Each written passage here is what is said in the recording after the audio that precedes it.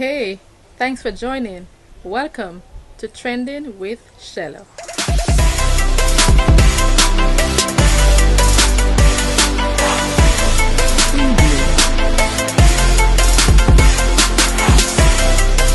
Trending with Shella.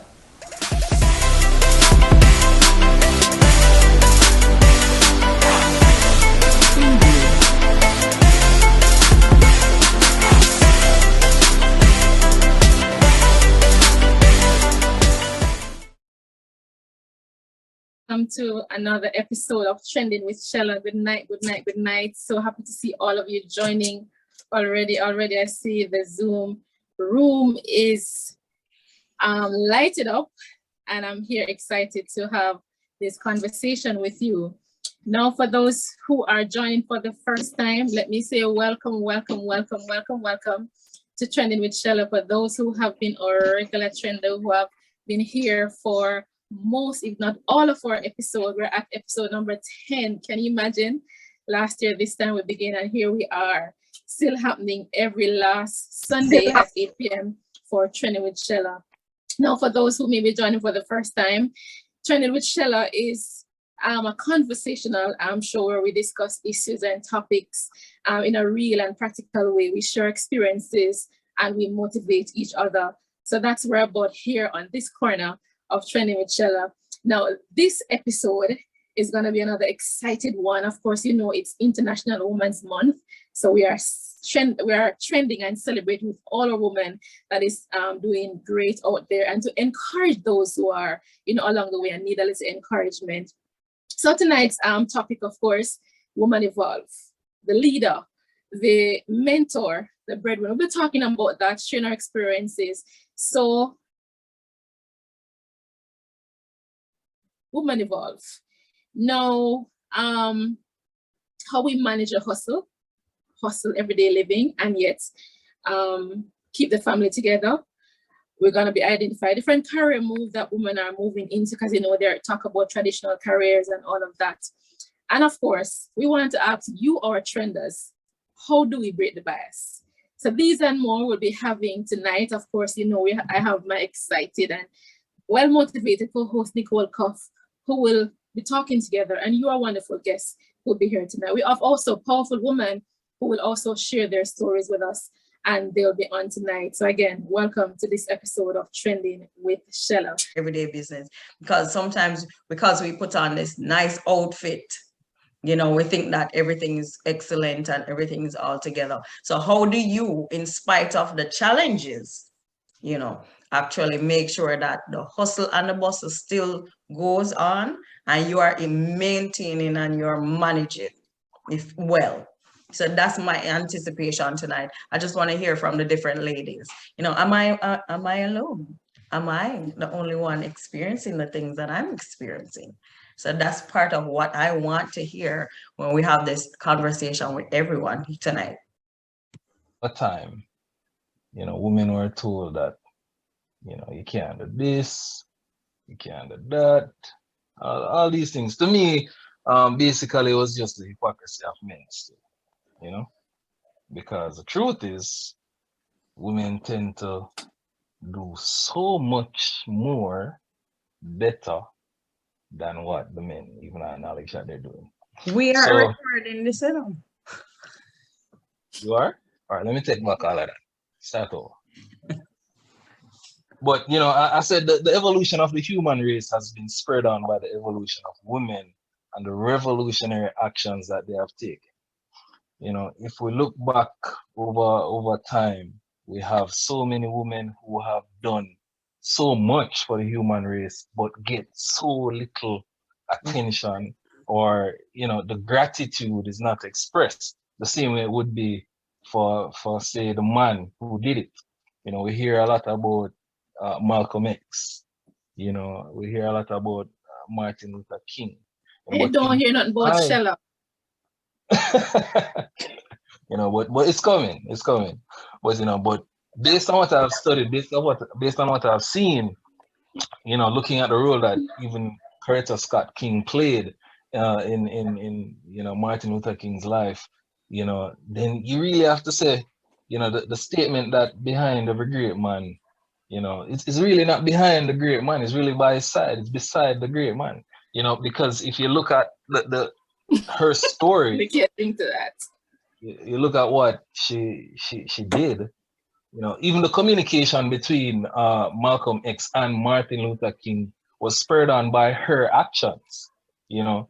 But a lot of people don't talk about that. Another group of women that I remember were the women who played such an integral part in NASA and their ambitions to get to the moon. You know, when you watch the movie Hidden Figures, you're like, wait, so you're saying that women were the ones who drove this thing? And let me even be more specific. I'm saying women, but I specifically mean black women, right? So yes, women have always been holding positions of power. If you look at the monarchy, there's always been the queen. But let me be very specific in saying black women and the role that black women have played, you know, the positions of strength and leadership that they have taken up. But even to bring it home now, bring it closer to our time, you know, we currently have the first female vice president of the United States, you know, who's also of Jamaican heritage, being Kamala Harris. You know, Powerful.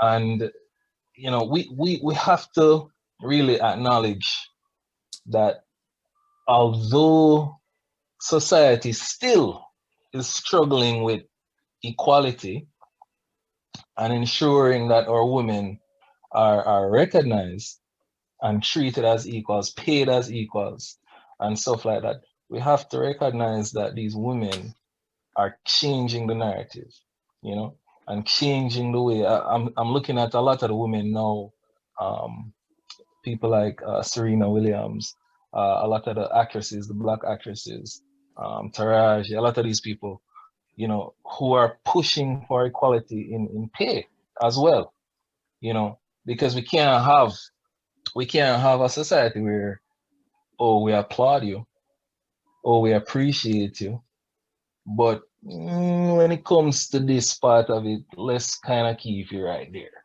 You know, that's unfair. And again, it's the hypocrisy of men in society, you know.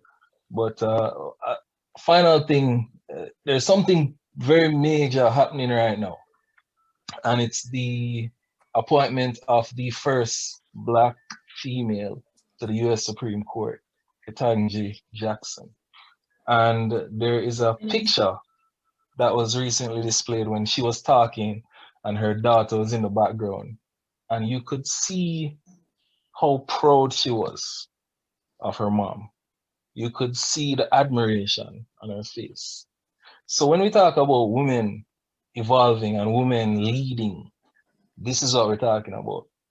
You know, and I mean, the questions that she was asked and some of the questions that was being asked of her was just ridiculous. I mean, here's a black woman, you know, being appointed to the highest court, but because, and I don't even feel it's just because she's black.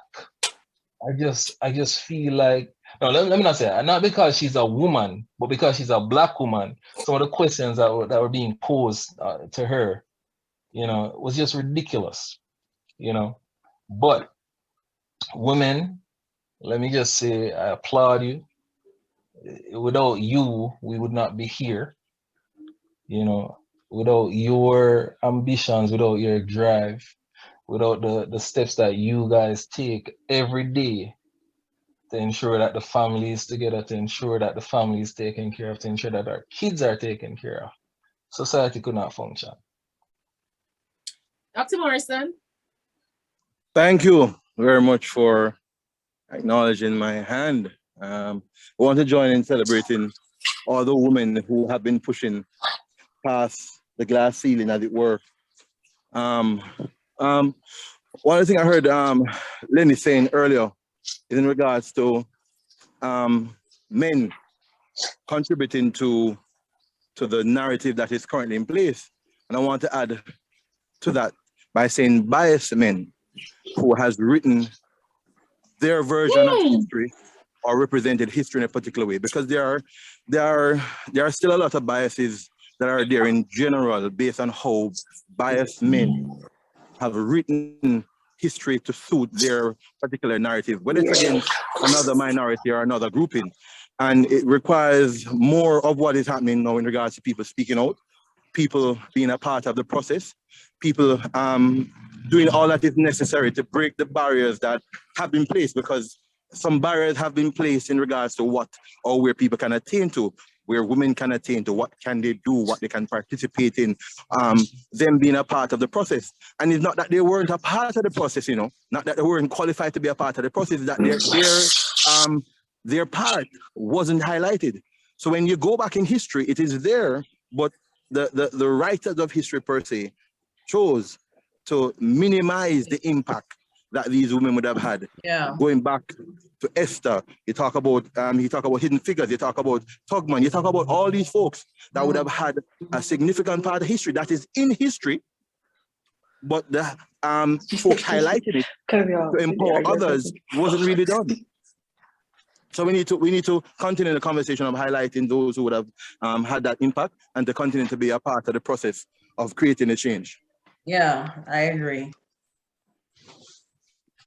Yeah, definitely so. I mean, and that's why it's important that when we mentioned it earlier, that we have to create some new ceiling, some new we may not see it before we create it, because if we don't, as you said, biased people is going to be writing these things and we're going to be excluded. So as I always say, if there's no table, create your own table and begin to invite people and have the conversation there so that you can actually speak up. Because if that's not the case, you're going to be having these spoken and then you're not going to be hearing about this, because it's a one-sided approach. Yeah. So I'm happy for that comment as well. Camille? Said before, prior, and I work as a private coach, and listening to them, were actually confirming some of the things that I wanted to say. So what I do in my coaching practice, I'm a behind the scene person. I have no social media, nothing at all. That's just me. And I go into orphanages, homes for girls, and I talk with them, because a lot of females, even some females that we do see out there, that they're trying to hold their own, but they're not so confident, you know, and they get pushback because they haven't built the confidence within themselves to stand up and speak up. And one of the things that stems from is molestation in girls from young age, abuse by parents, and neglect.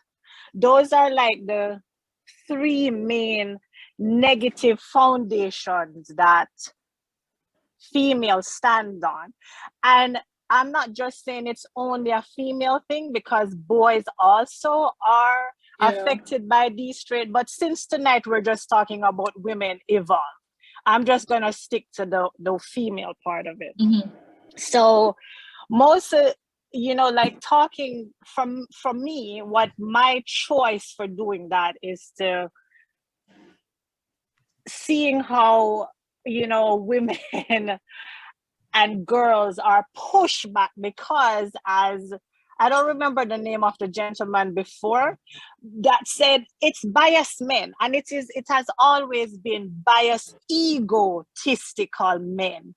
Because if you kind of look at even how nature is, nothing can be done without the female, nothing at all. You understand? And then when you look at it from that perspective, then we also can't do nothing without the men. But for some reason, at some point in the dark ages and in history, from Rome, men took over. And then because of that, women were pushed to the side. They were seen as breeding vessels, you know, rape, abuse, whatever. You don't have, you can't speak here.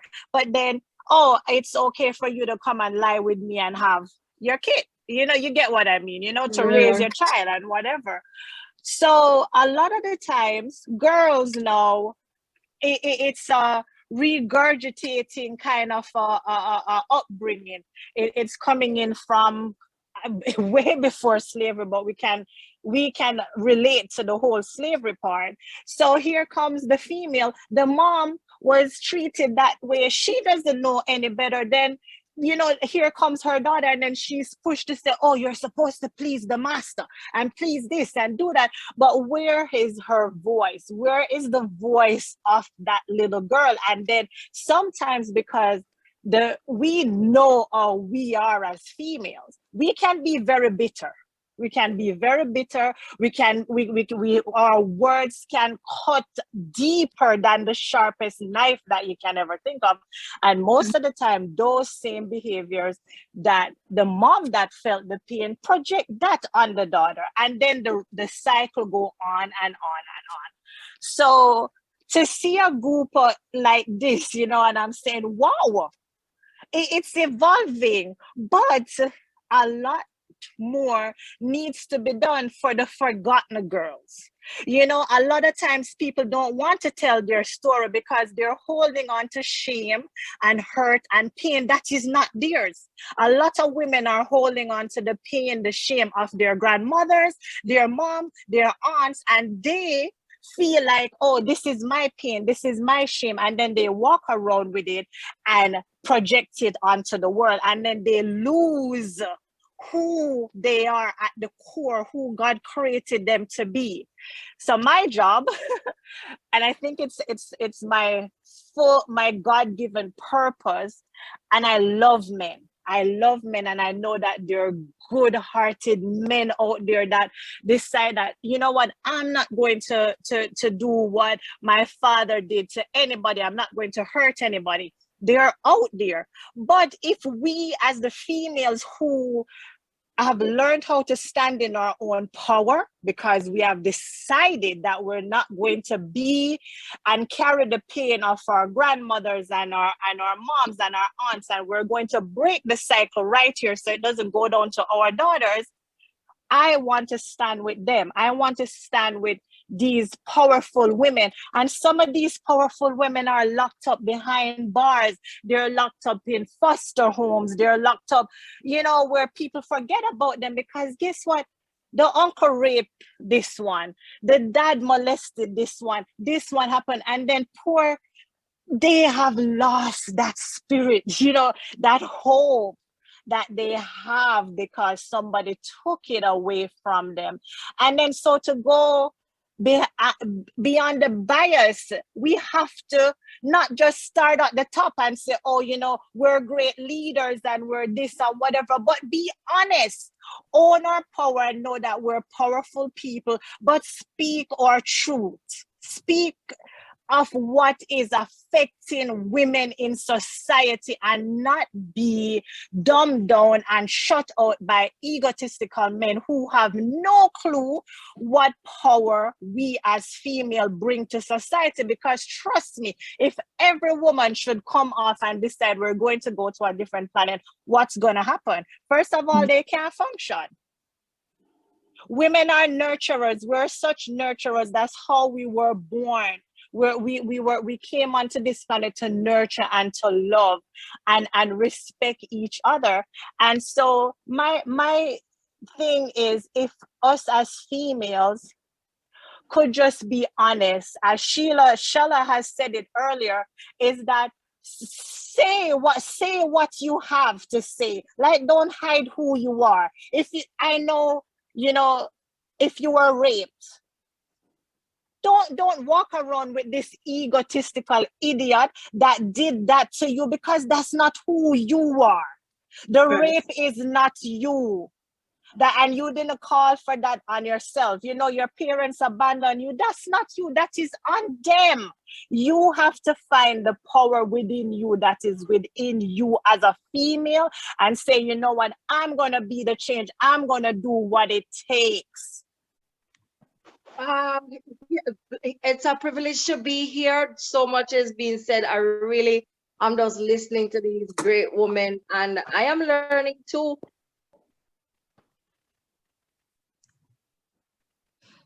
And you know, I just want to tell everybody, just it is that any woman that is determined is unstoppable. Any woman that is determined. And when I say unstoppable, I mean not even hell can stop a determined woman. That's what I have noticed in my experience with women in general. There's something that gets on the inside of us that makes us unwilling to quit. That's my few things. Wow. But keep it up, and congrats, Nicole. Congrats, Shella. You guys are doing awesome. Great. Thank you so much. Each other person who's going to be sharing her experience with us. A multi-layered woman as well, doing her thing, creating her own table and inviting people to sit at those tables. And this is Golda. Everybody, Golda is a mother. She's an entrepreneur doing her DIY professional. She has a YouTube channel. Please go over and subscribe to her page and support. And I mentioned that she's a mother and she's a Christian. I don't know how she managed a hustle. That's a lot of hustle on you, Golda. Tell us how you manage the hustle, keep the family together, and keep your mental space intact. All right, thank you so much, Shella, for inviting me. Really appreciate it. And just let me take this opportunity to say Happy International Month to every single woman online. You are indeed phenomenal, and always believe in yourself. When Shella had asked me to be a part of the show, to share my experience, I thought about women, what are our characteristics? What are some of the things that really define us and set us apart? And some of the words that came to my mind was resilient, determined, creative, innovative, resourceful, passionate, right? Graceful, beautiful, dependable, and faithful. And, for me, what really helps me to kind of position myself and be able to stand out, as a woman, is to not let the world define me, define who I am. So many times women are celebrated as mothers. Mother's Day is a big day, right? And sometimes a lot of women probably feel less of a woman on Mother's Day, So what if you're not a mother?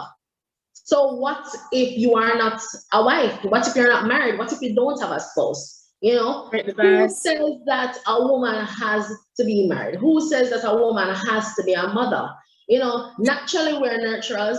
Naturally, there are certain innate qualities that really set us apart, and, the motherly instincts come in. But then those motherly instincts, those innate abilities can be used in so many different arenas. It doesn't necessarily mean that you have to be a mother. And so for me, it is not letting anybody dictate who you should be, not letting anybody label you, right? Women all over the world are changing the face of who a woman is. Many persons alluded to it before that, women were not managers, they weren't bosses, they weren't engineers, they weren't construction workers.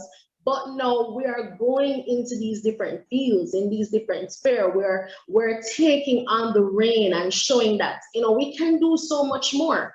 One of the biggest things for me that stood out in the past couple of months is when a woman is married and she's now separated or going through a divorce, there is a next, kind of label that is put on her, and she's looked at as a failure. She's passed by for certain positions and opportunities, because, it's kind of different. Because when a man gets divorced, it's like, yeah, man, you still can have a life, you still can go on, you still can do things. But then there are certain things that are, attached to these women when they may not have, the perfect marriages, or not going through, the things that they should be doing, right? For me, another thing is always remembering that somebody else is better than you. There is somebody else who is better at something that you are doing. And it's not to say that you are any less, but to understand that there are some opportunities that you may not get, right? There are some times that you may feel less than, how you would want to feel, but to understand that you are making strides in your own way, not to compare yourself to anybody, but to position yourself to be a better version of yourself. So I am in whatever field, right? And there's someone else in my workplace doing the same job as I'm doing, and they're a little bit better than me. What can I gain from this person to become better? What can I learn? How can I position myself to be able to, garner some sort of information and not look at this person is better than me and I am such a failure, and I start being hard on myself, or I start tearing down that person because they're a little bit better, It's important for us to not let people.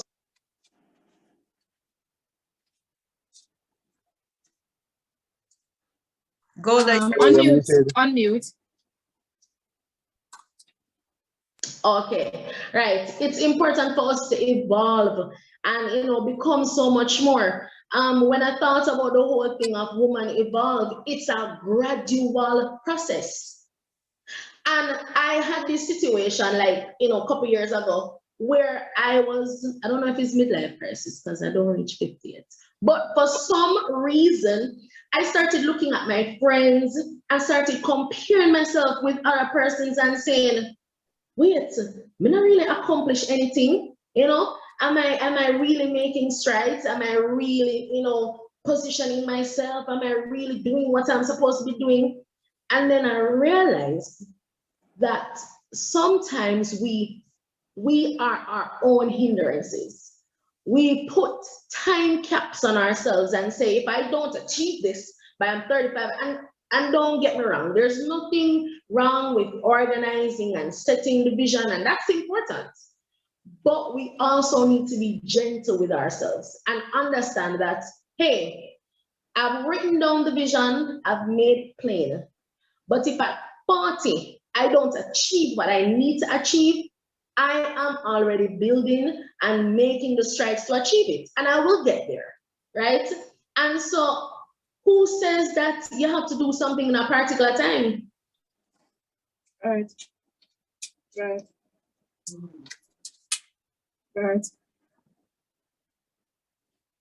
She froze? Yeah, I think she froze. All right. So while Golda gets back, she's sharing some. You're back, Golda? Yeah. Yes, sorry about that. Go ahead. All right, so evolving is a gradual process. And so we have to be gentle with ourselves. We have to understand that it takes time. We have to understand that, yes, we're writing the vision, making it plain, and we're taking the steps, right? For me, one of the things is that I will constantly write. So I write, I want to be a businesswoman, I want to do this, I want to do that, right? And I can tell you, sometimes I don't even know where the books are and the papers are. But for me, because I keep writing it, it's almost like I'm manifesting it. It's almost like I'm living it. It's almost like I'm seeing it. And the more I do that, is the more it becomes real and tangible to me. The more I begin to start taking the steps to do what it is that I need to do. Not just write it on paper, but work towards it. Also, to place value on ourselves, where it should be ascribed. As women, we place a lot of value on taking care of the children, taking care of the house. House well, nice and decked out. We have fancy furniture, we have all these things. We ensure that, yeah, man, because we want a good look for the house and, we want people to see our children looking nice. And we don't place enough value on ourselves. We're not investing in ourselves, right? We spend how much school fee to send the children back to school, and then we don't think that we must improve. Like we put a halt on our lives, you know. But one thing that helped me years ago was even just writing down a list of skills. If you sat down and you wrote every skill and ability that you have garnered over the years, whether it is through school, whether it is through some certification, whether you sat in a conference and a seminar and something was taught to you and you wrote down that skill, and if you rated that skill on a scale of 1 to 5, where 5 means that you're very excellent at that skill and 1 means that you're very poor, you'd be amazed to see how many skills and abilities that you have a rating of between 4 to 5. You have a wealth of resource and potential. And I had to realize that for myself, right? For years, I struggled with low self-esteem. For years, I thought that I was, not good enough. And when I really did introspection and thought about everything that really makes me who I am, I realized that no, man, I should not be broke at all, because companies, we work in 9-to-5 jobs, and the 9-to-5 jobs make use of our human resource and capital, the very skills and abilities that we have innately in us. That's what they make use of, And a lot of us, we park a lot of the skills. We're only using some of the resources that we have in our 9-to-5 jobs, Like if we have 20 skills, we're probably only using 2 out of that skill from 9 to 5 each day. Can you imagine if we started to tap into those other skills and stop eating the food late at night and go to bed early, right? Stop procrastinating and getting up and saying, all right, I'm very good at doing administration. Yes, I may not be certified in the area, but I've gained that skill. And start to position ourselves and say, I wonder if I can be a virtual assistant. This whole virtual world is becoming more active nowadays. If we understood how much potential and resources that we have, we would stop limiting ourselves and thinking, I'm not good enough. I'm less than the next person. And stop using fear as an excuse and just getting up and just doing it, right? We have to also make time to build ourselves, rest, and fix ourselves up. For me, the fixing up self was a struggle because when you have 2 children, I have a 7 and a 5-year-old. And when I'm rushing out, whether it is to get them to school on time, whether it is to go to church, anything me fling on, it fling on, I mean just, through the door, because I'm an adult. So what if my ear look bad? So what if the skirt twists up? Well, you watch me for, but I had to change my mindset to understand that, yes, I am putting out the best for my children, but I also have to put out the best for me. And when I fix up myself, I feel better about myself, and I'm able to position myself in a more appropriate way. And let me tell you something, people take you seriously too when the confidence shows on you. It doesn't matter how bad you feel in a particular day. It's when you put on a nice suit or whatever, it don't have to cost no money to, because a lot of times we will have this perception, that we have to spend $15,000 and $20,000 on nice clothes to feel good about yourself. Listen, you can put on and have the one black skirt, and you wear different blouse with it, and you put yourself together. You don't have to wear makeup because some persons don't like it. But I mean, positioning yourself to know that, listen, I am a confident, strong Black woman. It doesn't matter what environment I am working in. Because, you know, for me, I work in an environment where there's a lot of women, and trust me, sometimes they say some things that really just brings you low, but every day you have to mentally prepare yourself and understand that it does not matter how I feel, it does not matter what is happening at home, it does not matter what is happening in my life, right? Yes, I'm going out there and positioning myself. And as Tere say, you have to have a time when you are filling up back. We as women, we give so much constantly. We have so many roles, so many positions, and we are always giving. Listen, I know that if a bottle of wine don't have no wine in there, you can't throw the wine into 3 glasses, right? You have to ensure that you are pour from empty. Yeah, you have to ensure that you are filled to the brim, and you also have to understand that you should not feel guilty to take time for yourself. I used to always feel guilty whenever I call my children my handbags because I have to carry them everywhere. A couple years ago, my mother migrated shortly after my husband left. So everywhere I'm going, I have to drag my kids then with me. And I have to remember and constantly remind myself that, listen, it's okay to take time for yourself. Yes, they will get upset and say, Mommy, but you don't care me, and you don't this and you don't that. But I have to step back and say, yeah, man, there are times that we're gonna spend together and we're going to have, you know, time with each other, family bonding time. But yeah, man, even if it is to go by the beach, to just sit. A lot of times we think that we have to have a lot of money to enjoy ourselves or to relax or to de-stress, and that's not the case. It can be something very simple that you like. Whether you want to buy yourself an ice cream, go down to Devon House, you buy alone some. I heard somebody the other day talking about dating themselves, and I know that a lot of men are starting to think, boy, these women are too independent, you know, there's everything to make them not want us. But the truth of the matter is that we have to be comfortable in our own skins. We have to love ourselves. We have to take time to take care of ourselves before we can even take care of anybody else. Absolutely. One other thing that, you know, I have learned and I am still learning is that it's okay to make mistakes.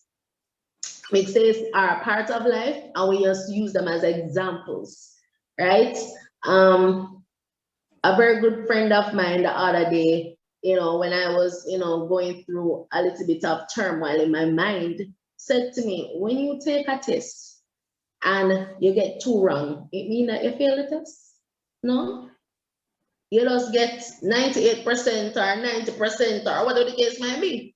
You know, sometimes we are so hard on ourselves. And because we are nurturers, because we're fixers, because we find the solutions, when we have those failing points or those mistakes or those bumps in the road, we magnify them so much and we get so emotional about it and we stop dead in our tracks and we say, oh my God, I'm a failure. I am so bad at this. You know, I am bad at relationships. I'm never getting married. I am never getting involved with anybody. I'm never doing this. I'm not going to start a business because I started and it went downhill. It's going to happen. Right. That's how it is. You can't constantly beat up yourself. Yeah. It's hard, it's rough, and it's because of who we are as women. You know, we don't want to fail. We want to be the fixers. We want to make everything okay. Yeah.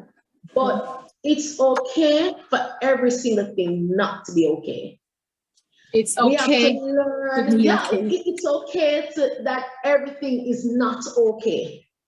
Right? And we have to start accepting it that, listen, Things are not gonna be perfect. There are gonna be off days. You're gonna trip. You're gonna fall. But guess what? The most important thing that you must remember is that as a woman, you are resilient, which means you're gonna bounce back from this thing. And it's not gonna dampen you, and it's not gonna make you, give up. You are determined. So you have to just hold on to that and say, yeah, man, we can do it. So, my very last thing is that I want to encourage every woman, hold your head high, right? Walk with the confidence knowing who you are. I think a lot of us have lost sight of who we are. We have lost our identities in what the world is dictating to us. We have lost our identities in our spouses. We have lost identities in our children. Some of us living, our lives through our children. And don't be afraid to learn something new. The whole thing of investing in yourself is not just about the fact of going back to school, because sometimes we'll say, we don't have the money or whatever the case might be. But if you're interested in learning something, there's YouTube. Sit down and watch some videos, learn something new, acquire a new skill, right? Don't be afraid of change. The world is ever changing, and sometimes, we stop dead in our tracks because something shifts a little bit, and we wonder, how we're gonna maneuver. The pandemic was, a perfect example. And if nothing else has taught us in the pandemic is that we are resilient, and we're resourceful. Creative. We're creative, man. Creative bad. And we'll find a way to make it work and work good. Yeah. I believe the pandemic was teaching us and reminding us that, listen, it no matter what I want, you can make it. Right. You can find a way to make it. And don't be hard on yourself. Yes, things are changing and things are a little bit shaky, and you don't find your footing, in a particular, situation or whatever the case may be. But best believe it. Remember, women were resourceful, so we're going to find a way of come out of the situation and come out with flying colors, and everybody look and wonder, how she do it? How did she do it? How does she go to the supermarket with $1,000 and make it work? How is it that she is living on this salary with 2 children or 5 children and doing such an awesome job? The children didn't look bad. Gas prices gone up, and she still try to find a way. How does she do it? Listen, I need to find out. Listen, we need to just hold our head high, understand that no matter what we're going through, we are unstoppable. Keep moving. Listen, and if you need to cry, and if you need to have them down, baby, have it. But that's okay, Terry, so that we can have a crying day. I totally believe in that. And important, as Therese mentioned, don't stay in it forever. Because the more you stay in it, is the more you feel bad and the more it gets comfortable. Wow. Thank you so much, Golda. So just to encourage everybody, we can do it. We've been doing it from the ages of time, and we'll continue to do it. And don't worry about that job that you didn't get. Don't worry about that position that you didn't get. There's something better for you. I believe it. And I believe that women are just awesome. I used to always say that, boy, I wish I was a man. No, like seriously, I said at some point I wish I was a man, because men get away with so many things, but when I really thought about it, I had to repent. God gave me the gift of being a woman. And if I wasn't a woman, I probably would not be talking to anybody right now. I would have fallen under the pressure a long time. But because God made me as a woman and gave me certain characteristics, that's how I am making it, and everybody here can make it. Down days, good days, we are making it, and we will continue to make it. Those are all right. Just type in the chat, Golda, say we will make it. Wow, Golda, that is powerful. Look here. This is the end of season 1 of Trending with Shella, and I tell you, we're 2 hours, so we're half an hour out of time, and we still have a few more things to cover. Let me apologize for keeping you over time. I know some persons are in different time zones, so you're way ahead. We try to wrap up in another half an hour. But we really want to, this episode is really to celebrate those women who are doing great, and also to share our experience so that we can encourage and motivate persons along the way who are doing well too, but just need a little encouragement to just move higher and to evolve into their best self. So to first talk about, I think Golda mentioned this about how do we celebrate our journeys as women. We go through so many different journeys along the way, and sometimes the bias is among ourselves. And the pressure comes on too. I mean, you're a teenager here, don't get pregnant. By the time you reach so-and-so, you're not get married. And by the you reach so-and-so, you not have a child, and the pressure keeps going on. Golda said it right. It is okay if you don't want to have a child. It is okay if you don't want to get married, but we ourselves pressure each other into these different things. And sometimes we just need to celebrate each other and appreciate each other for who we are. And you put on weight, you're getting too fat, you're slim. And these things are things that we need to, just celebrate each other along the journey. As we mentioned, the bias sometimes is not a gender bias, really. It's sometimes us need to celebrate each other, to encourage each other more. The bias is sometimes an unconscious bias that we put, that when we see maybe an establishment, we just assume our man around this because a woman can't do this. You understand, our woman can't do this job, or we ourselves will tear down another woman sometime because one does say, I wonder why she dress up every day.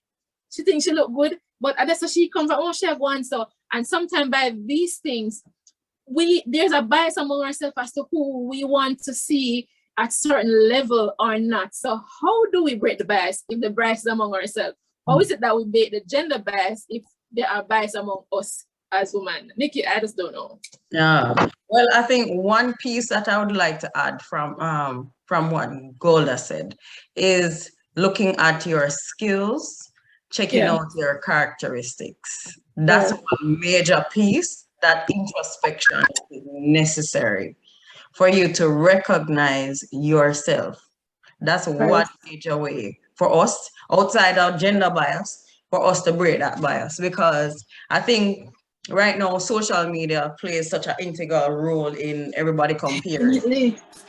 Because we have the picture perfect lifestyle that we share, and someone else, like I was listening to this random YouTuber, I just happened to find him on YouTube, and he was like, right now I'm taking a break from YouTube. My new skill is going to be journaling, right? I'm pro journaling. I love journaling, but he was just saying he was doing it on his phone. I'm kind of setting my mind. I'm like, I need my book. But the idea that he was saying, guess what? Sometimes when I go on YouTube, I just see these things and then it kind of just throw me off. So for me, what Golda said in breaking the bias is sitting down, look at your skill set that you have acquired over the years. Right. Look at your characteristics. What are your strengths? And what is, right? Look at your strengths. List it if you need to. You really need to probably sit down and list your strengths, right? Look at the areas that you consider your weaknesses. How can you grow, right? What is it that you can learn from someone, another skill that you see, and someone that you aspire to be, or just as as Camille said, you may not want to be anybody else but yourself. You may want to be your truest self, right? But what would that look like? So in breaking the bias, you need to sit down and really analyze and introspect and to go in and dig deep in yourself and know what you want for yourself. Terry said on her birthday, she wanted to move, and she was adamant that on the birthday, I am going to move. Right. Our high water, and she moved. And Terry, that is one quality why I love you so much, because you are such a say it and mean it. Say it and mean it. She is such a determined person based on experience with her. So it's doing stuff like that. And when you do just that for yourself, you don't even have to just run to buying ice cream or the external rewards, but it's also about that internal gratification. Thanks for joining to Trending with Shella.